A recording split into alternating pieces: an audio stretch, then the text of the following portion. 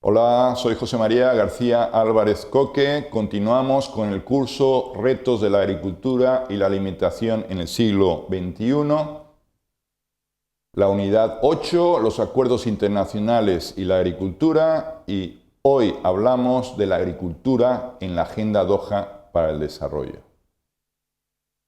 Al final de la ronda Uruguay, con la firma del acuerdo sobre la agricultura, se inició un camino que planteaba una flexibilidad todavía en las reglas de juego que rigen el comercio internacional. Hablábamos de que había reglas de juego, pero todos los estados firmantes plantearon que esas reglas de juego tendrían que ser mejorables y por tanto el propio acuerdo planteó que tenía que ser la OMC en 1995 y el acuerdo sobre la agricultura el principio de un camino, no el final, y que las negociaciones tendrían que continuar.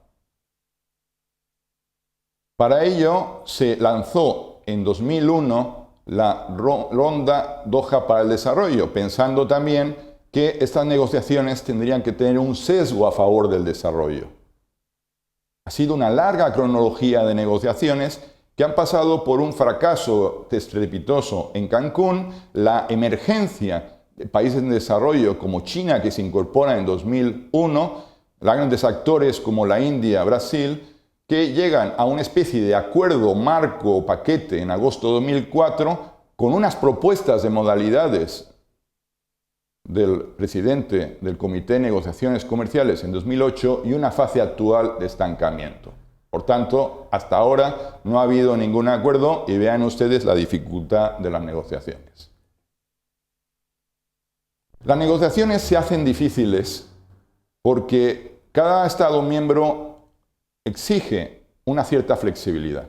Y esa flexibilidad se plantea en función de las características de la agricultura en cada país. Hay dos posiciones extremas. Por un lado, la de libre comercio, que quiere plantear el mercado y un mercado más libre para las exportaciones, defendida por Australia, por ejemplo. Por otro lado, una visión más proteccionista, que a su vez tiene dos vertientes. Una de multifuncionalidad, que tiene que ver con la protección de funciones no comerciales a la agricultura, defendida por países desarrollados como Suiza o Noruega.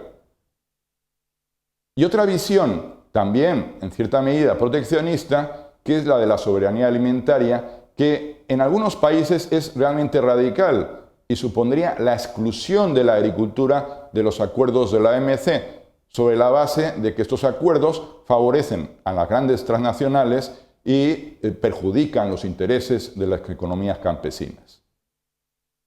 Al final se tiene que llegar a un acuerdo, porque estamos hablando de gobiernos, gobiernos que tienen intereses y al final el acuerdo se plasmará en una vía intermedia y se plasmará en cifras de compromisos concretas y metas. ¿Cuáles son los temas candentes de la negociación? Pensando en los tres grandes pilares de la negociación: acceso a mercados, competencia a exportaciones y ayuda interna.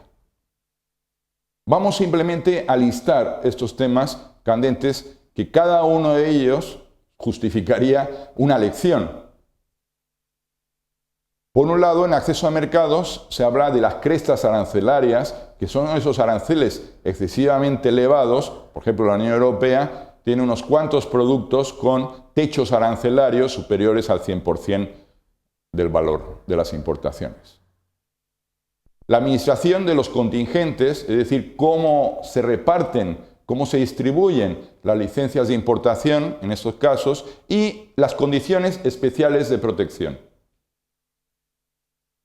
La competencia de exportaciones se plantea la eliminación total de los subsidios a la agricultura, tema perfectamente asumible en una coyuntura de precios altos, la incorporación de disciplinas sobre créditos de exportación y ayuda alimentaria para que no desplacen la producción interna, y un tema muy actual que son las tasas sobre exportaciones. Y fíjense que en situaciones de escasez en los mercados internacionales hay países que están restringiendo las importaciones.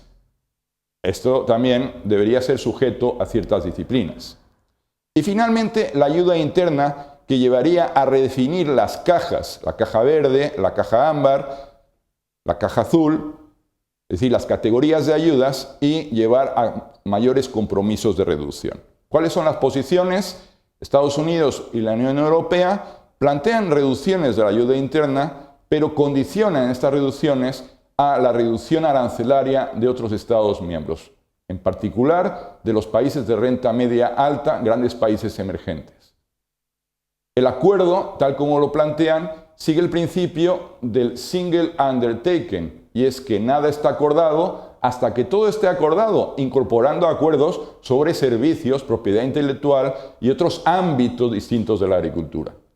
Y la Unión Europea quiere mantener la caja verde, en principio quiere blindar el pago único por explotación sobre la base de que no distorsiona el comercio, no distorsiona la producción, porque este pago se concede con independencia de qué decisiones toman los agricultores para producir.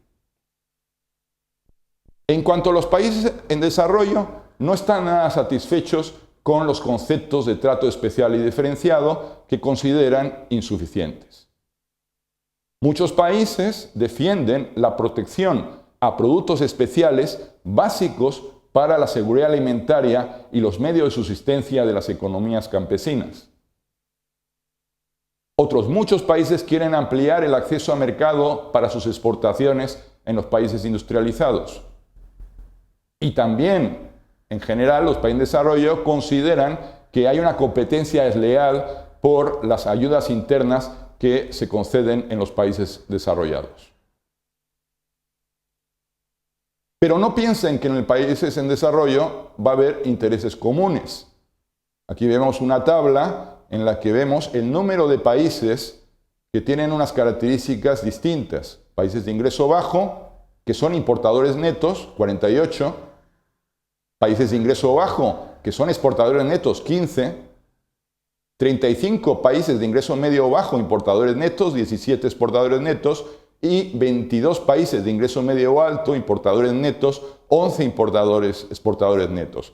Los intereses son muy diversos. Hay países importadores netos que plantean sus gobiernos importaciones baratas. Otros países lo que quieren es proteger sus economías campesinas. Y otros países lo que quieren es abrir mercados y, por tanto, remover aranceles para fomentar sus exportaciones.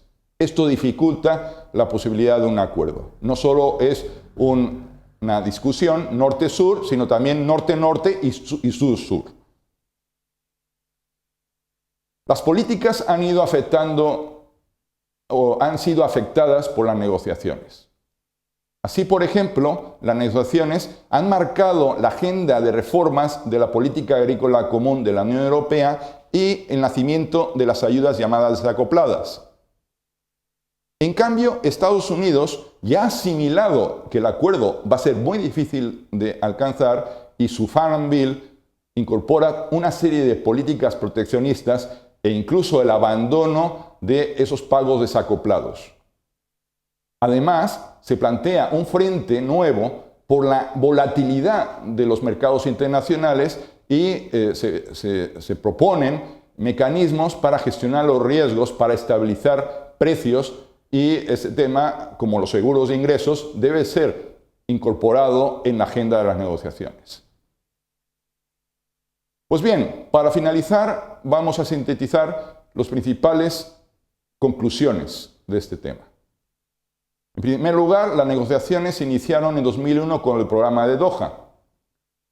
Son negociaciones que están estancadas por una complejidad de posiciones y un mayor equilibrio geopolítico en el planeta. Nos hemos basado para este tema en la siguiente bibliografía que pueden encontrar en la página web y si quieren profundizar, les recomendamos la consulta de estas fuentes. Muchas gracias por su atención.